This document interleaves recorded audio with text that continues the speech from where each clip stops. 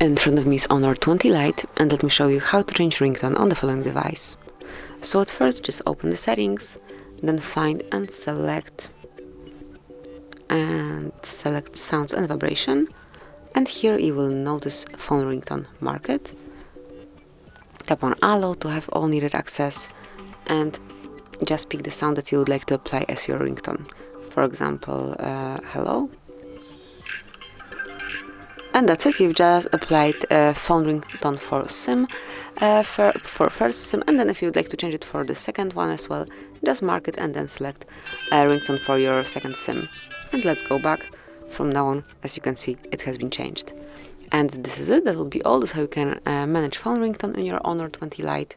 Thanks for watching, please subscribe our channel and leave the thumbs up.